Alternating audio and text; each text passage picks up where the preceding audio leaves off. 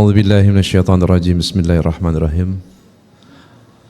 Assalamualaikum warahmatullahi wabarakatuh. Bismillahi alhamdulillah alladzi ja'ala ar-ramadhana ash-shahrus siyam wash-shahrul mubarakah. Asyhadu an la ilaha illallah wahdahu la syarika lah wa asyhadu anna Muhammadan abduhu wa rasuluhu la nabiyya ba'dah. Allahumma salli wa sallim ala nabiyyina Muhammadin sallallahu alaihi wasallam wa ala alihi wa sahbihi wa man ihtada bi sunnati ila yaumiddin wa ba'd. Bapak Ibu para jamaah Masjid Ibnu Sabil yang sama dirahmati dan dimuliakan Allah. Alhamdulillah, atas izin Allah kita sudah berada di setengah putaran di bulan Ramadan.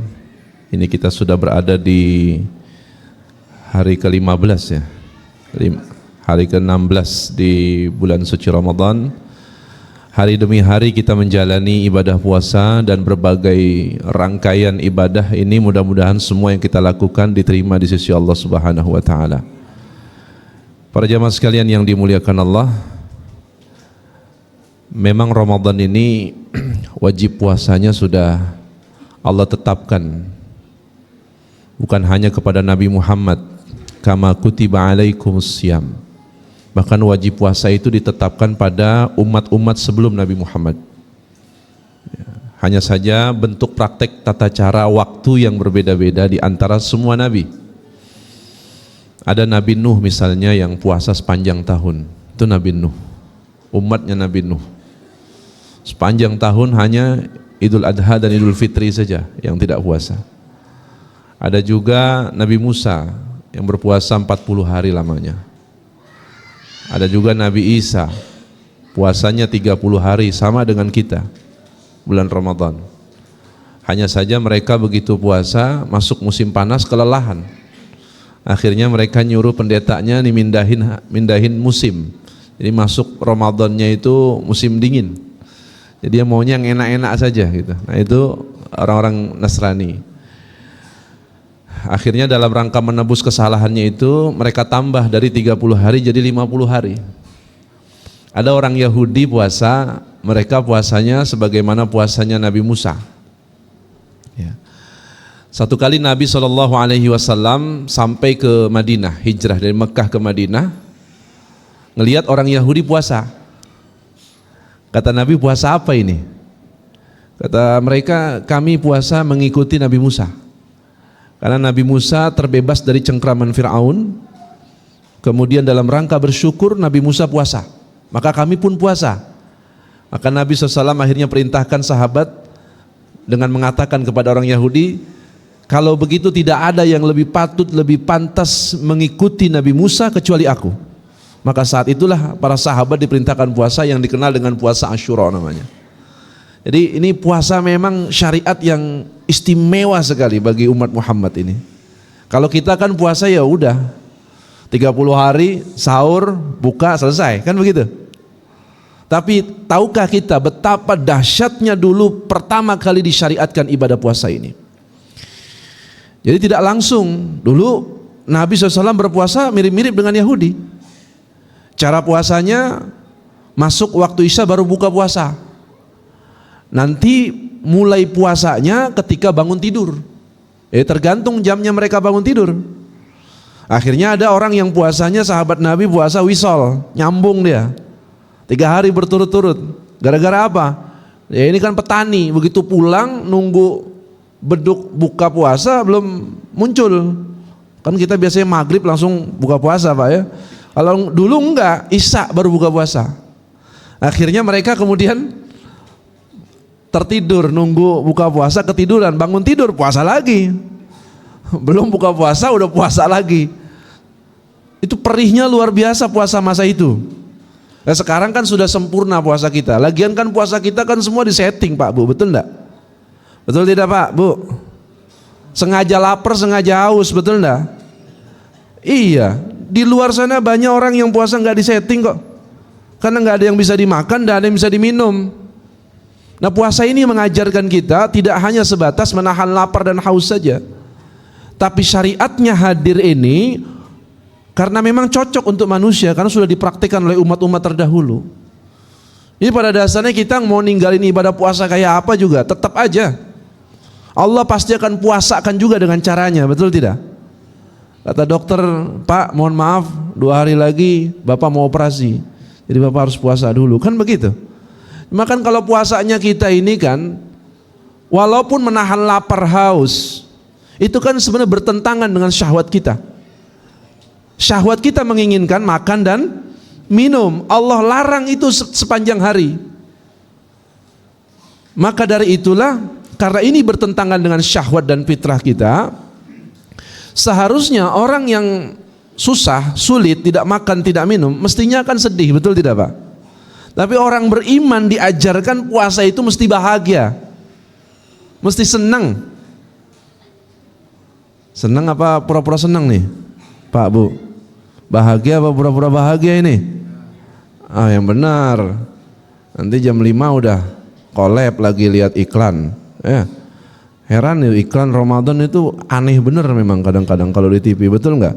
Padahal di luar Ramadan iklan sirup tuh biasa aja Pak, betul nggak? Begitu masuk Ramadan apalagi udah jam 3 tuh, itu pergerakan jam lambat betul. Ya kalau buat yang biasa puasa sih slow aja ya. Tapi kan yang buat baru-baru belajar itu dahsyat bener ujian itu. Apalagi yang mualaf itu bermasuk Islam. Makanya ada orang sampai gue mendingan mati daripada puasa begitu. Ada tuh begitu di Tanah Abang tuh, di kolong itu ada yang begitu. Lah iya jam 2 itu apa teh pucuk blok la haula wala quwata illa billah. Dia mendingan mati daripada puasa katanya. Ini kan memang syariat berat, bertentangan dengan syahwat kita, keinginan kita, maunya kita makan dan minum, betul. Nah, kita dipaksa bahagia. Nah, setiap tahun kita ini kadang-kadang bahagianya, euforianya, apalagi tarawehnya, baca Qur'annya, ini di sebelah sono sih, Bojong Kenyot Pak, belah sonoan lagi. Sini mah nggak ada aja, masih mau semangat semua. Semangatnya di awal aja gitu, nggak tahu apa itu cuma jadi formalitas tahunan aja gitu. Karena yang kita khawatirkan itu yang berbahaya bagi keadaan hati kita orang beriman ini adalah terlalu seringnya kita jumpa dengan Ramadan ini. Gak kehitung banyaknya kita ketemu Ramadan Bapak Ibu, betul tidak? Rasulullah ketemu Ramadan enggak sebanyak kita. Ya Rasul jumpa Ramadan itu tahun 2 Hijriah. Wafat tahun 10 Hijriah. Antara 8-9 kali Nabi ketemu Ramadan tuh. Kita ketemu Ramadan gak kebayang banyaknya, betul gak? Iya. Karena saking seringnya itu kadang-kadang sebagaimana kaidah yang disampaikan oleh beberapa ulama, ya, kasratul masas tuzilul ihsas, itu istilahnya begitu. Terlalu sering berjumpa itu kadang-kadang sering menghilangkan rasa nikmat atau kepekaan itu, sensitivitas kita. Jadi bahagianya cuma di awal aja biasanya. Apalagi masuk hari malam pertama Ramadan, Masya Allah taraweh itu gak karu-karuan. Semangatnya bukan main Pak. Jam 5 udah ada nongkrong di masjid. Itu baru hari pertama tuh. Ya, itu taraweh duduknya belakang imam persis. Takbirnya paling khusyuk dia. Allahu Akbar. Khusyuk banget tuh hari pertama tuh. Hari kelima mojok belah sono ya. 10 belah sono lagi. 11 udah itu. Zakat mall udah. Di mall-mall udah itu, nggak kemana-mana udah. La haula wala quwata illa billah. Yang kita khawatirkan itu sebenarnya. Terlalu sering jumpa itu kadang-kadang sering menghilangkan sensitivitas rasa kita, rasa menikmati Ramadan ini. Ramadan ini kan banyak sekali menu-menu yang Allah hidangkan pada orang-orang beriman Pak. Betul tidak? Betul tidak Pak? Ada puasa, ada baca Quran, ada qiyamul Ramadan. Itu kan menu-menu semua yang Allah hidangkan bagi kita. Itu kalau salah mempraktekannya jadi rasanya nggak ada nikmatnya itu Pak. Cuman sebatas tuntutan kewajiban saja itu. Ya. Karena itulah kita diajari oleh syariat ini. Bagaimana pertama kali syariat puasa itu muncul. Kemudian Nabi perintahkan sahabat puasa Syura. Orang-orang Yahudi mulai giring opini ini. Ini kebiasaan Yahudi Pak. Dari dulu sampai sekarang. Suka giring opini gitu. Apa kata Yahudi itu? Lihat agama kita kan sama. Betul? Agama kita dengan agama Muhammad sama kok. Buktinya kiblat kita masih sama dengan Nabi, dengan Muhammad ke Baitul Maqdis. Ya. Puasa kita sama. Nah, kemudian Rasulullah merasa gerah, gelisah Orang beriman tuh begitu, Pak. Kalau prinsip beragamanya itu mulai diusik, itu merasa gelisah gitu. Identitas keislamannya diusik, itu gelisah tuh orang beriman begitu. Itu Rasulullah tiap hari keluar rumah, ngadep wajahnya ke langit. Kemudian turun, qad nara taqalluba wajhika fis sama' falanuwalliya qiblatan tardaha. Pindahin kiblat itu. Padahal Nabi nggak minta, cuma ngadep wajah ke langit aja. Itu istimewanya Nabi Muhammad SAW. Nggak minta pun Allah kasih gitu. Kalau nabi-nabi yang dulu, mereka harus minta dulu, menengadahkan tangannya ke langit. Rasul enggak, angkat wajahnya saja, dipindahkan kiblat. Allah Maha tahu keinginan Rasulullah. Gelisah kalau kiblatnya itu enggak dipindahkan. Kemudian puasanya, Allah turunkan wajib puasa tanggal 30 Sya'ban tahun 2 Hijriah. Ya, turun syariat kutiba alaikumusiyam kama kutiba alal ladzina min qablikum ayyaman ma'dudat. Kemudian muncul beberapa ayat-ayat tentang puasa. 30 hari. Nah, inilah yang mengistimewakan puasa atau Ramadannya Nabi SAW, sebagaimana hadis yang disampaikan dalam riwayat Abu Hurairah radhiyallahu anhu. U'tiyu ummati fi syahr Ramadan khamsan lam yu'taha nabiyyu qablah. Telah diberikan kepada umatku, kata Rasulullah. Ya, 5 sifat Ramadannya umatku yang tidak diberikan pada nabi-nabi yang lain. Ada 5 kata Nabi SAW. Yang pertama, fa inna khulufa afwahihim hina yamsuna atyabu indahu min rihil misik. Yang pertama kata Nabi. Jadi bau mulutnya orang yang berpuasa di sisi Allah itu lebih harum, lebih wangi dari minyak kasturi. Ya. Kalau secara zahir ya orang nggak makan minum tuh mesti bau, Pak. Apalagi sahurnya pete sama jengkol tuh, berurusan itu pokoknya. Sepanjang hari bau ya bau gitu. Zahirnya. Tapi yang bau semacam begitu aja, Bapak Ibu, itu di sisi Allah itu min rihil misik.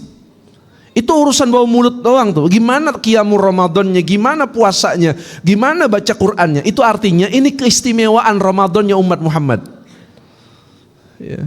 Jangankan qiyamul Ramadannya kita, lelahnya kita ketika berdiri di malam hari, lelahnya kita menahan lapar dan haus di siang hari. Bau mulutnya saja itu seperti wangi kasturi, kata Allah. Itu artinya istimewa umat Muhammad itu ketika sedang berpuasa. Itu, maka jangan sia-siakan ibadah ini. Kalau main-main dalam urusan puasa, ninggalin 1 hari puasa saja, kata Nabi, kalian tidak akan pernah bisa menggantinya, mengqadanya, walaupun kalian puasa 100 tahun lamanya. 1 hari saja itu, tanpa udzur yang syar'i. Meremehkan syariat ini. Hati-hati ya. Yang kedua, kata Nabi SAW, fa innal malaikata tastaghfiruna lahum fi kulli yaumin wa lailah. Para malaikat itu memohonkan ampun, diperintahkan oleh Allah untuk memohonkan ampunan umat Muhammad sejak dia puasa, ya, siang dan malam. Bahkan dalam riwayat ini sebagai bentuk perintah Allah kepada para malaikat, karena waktu awal mula penciptaan manusia, malaikat itu kan pernah ngomong kepada Allah, inni ja'ilun fil ardi khalifah. Kata Allah, saya mau ciptain khalifah di atas muka bumi ini. Kata malaikat, kenapa engkau ingin menciptakan manusia yang pekerjaannya hanya menumpahkan darah? Maka untuk menepis sangkaan malaikat ini, Allah perintahkan, kamu salah. Banyak umatku di Ramadan ini, banyak hambaku di Ramadan ini, jangankan numpahin darah, menumpahkan kehormatan saudaranya sesama muslim saja ketika Ramadan dia nggak berani. Jangankan numpahin darah. Maka aku perintahkan engkau untuk memohonkan ampunan kepada umat Muhammad ini siang dan malam. Jadi kerjaan malaikat itu kalau Ramadan istighfar, mintain ampun hamba-hamba umat-umat Nabi Muhammad tuh siang malam, Pak. Apa enggak istimewa puasanya umat Muhammad itu, ya. Yang ketiga, fa inna Allah azza wa jalla ya'muruna hajjatahun fayaqulu lahu ista'iddu wa tazanni li ibadati aw syakki. Allah Subhanahu wa taala memerintahkan penjaga-penjaga surga itu untuk menghias surga itu sebagus mungkin ketika masuk Ramadan, sambil berkata, bersiap-siaplah karena hamba-hambaku akan datang menujumu beristirahat dari kesulitan hidupnya di dunia menuju tempatku dan kemuliaanku di surga. Subhanallah. Surga itu sudah indah, sudah mulia, sudah penuh dengan kenikmatan. Tapi Ramadan Allah perintahkan para penjaganya untuk menghias lagi, agar hamba-hambaku nanti akan datang masuk ke dalam surga yang berpuasa, yang menjalankan sunnah-sunnah Nabi di bulan Ramadan. Mereka akan menikmati keindahan dunia itu setelah dia mengalami kelelahan hidupnya di dunia. Masya Allah, istimewanya Pak puasa dan Ramadannya umat Muhammad itu. Yang keempat, sufidatis sayatin wa maradatil jin.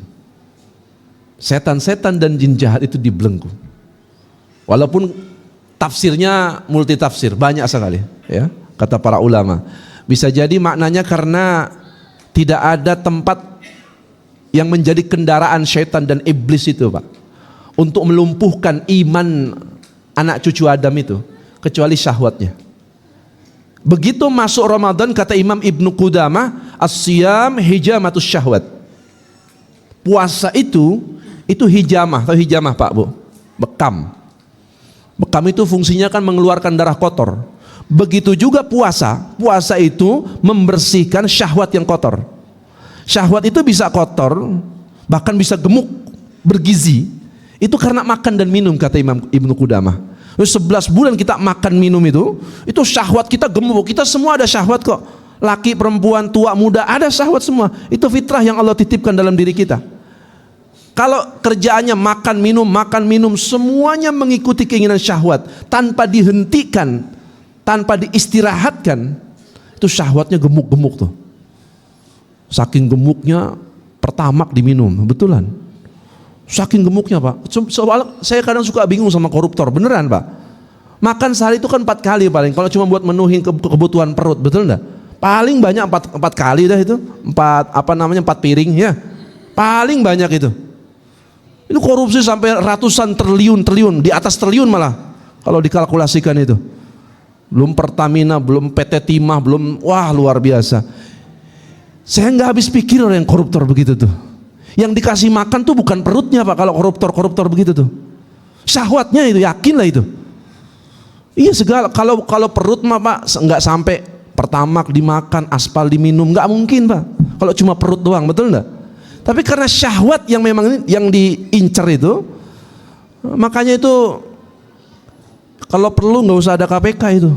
Ya, panggil aja ulama-ulama Pak ke istana itu. Ulama-ulama yang ahli, yang wara, yang takwa, panggil tuh semua pejabat-pejabat masuk satu Ramadan, tatar mereka dengan sistem Ramadan, puasa Ramadan. Wallahi Pak, nggak perlu KPK itu, bersih semua itu. Kalau benar puasanya gitu ya. Ya kalau ngikutin syahwat lagi ya jatuh lagi urusannya. Nah, ini keistimewaan umat Muhammad ini. Begitu masuk Ramadan syahwatnya melemah. Begitu dia melemah, setan, jin jahat itu nggak berdaya, seolah-olah seperti terbelenggu. Begitu kaidahnya. Baru yang terakhir, yang kelima, kata Nabi SAW, فَإِذَا كَانَ آخِرُ اللَّيْلَةِ غُفَرَ اللَّهُ لَهُمْ جَمِيعًا فَقَالَ رَجُلٌ مِنْ قَوْمٍ هِيَ لَيْلَةُ الْقَدْرِ يَا رَسُولُ اللَّهِ قَالَ لَا أَلَمْ تَرَ إِلَى الْعَمَلِ إِذَا فَرَغُوا مِنْ أَعْمَالِهِمْ وَفُوُّوا أُجُورَهُمْ. Pada akhir malam bulan Ramadan, Allah mengampuni dosa-dosa mereka semuanya. Hamba-hamba umat Muhammad yang berpuasa di Ramadan itu Allah hapuskan, Allah bersihkan dosa-dosanya. Seorang sahabat bertanya, apakah itu Lailatul Qadar ya Rasulullah? Kata Nabi, bukan ya. Nabi menjawab, tidak. Tidakkah kamu mengetahui bahwa para pekerja itu apabila mereka selesai dari pekerjaannya, niscaya mereka akan dibayar pahalanya. Jadi kalau dia menuntaskan ibadah puasanya, Allah pasti bayar itu. Tanpa adanya Lailatul Qadar sekalipun Pak, andai Allah nggak kasih Lailatul Qadar, Allah pasti akan hapuskan dosa umat Muhammad begitu dia menyelesaikan ibadah puasanya dengan sempurna. Ini 5 keistimewaan Ramadannya umat Nabi Muhammad sallallahu alaihi wasallam yang tidak diberikan pada umat-umat yang lain. Allahumma salli ala sayyidina Muhammad wa ala ali sayyidina Muhammad. Mudah-mudahan kita menjadi umat yang bangga di hadapan Allah nanti karena kita menjadi bagian daripada umat Rasulullah SAW dan Allah memberikan keistimewaan Ramadan ini, dan yang kita harapkan Ramadan hadir seberapa banyak pun berjumpa dengan kita tetap bisa merasakan bahagia dan nikmatnya berjumpa dengan Ramadan sampai kita mati dalam keadaan husnul khatimah. Amin ya rabbal alamin. Lebih kurang mohon maaf. Adanallahu wa iyyakum ajmain billahi taufiq wa afu minkum. Assalamualaikum warahmatullahi wabarakatuh.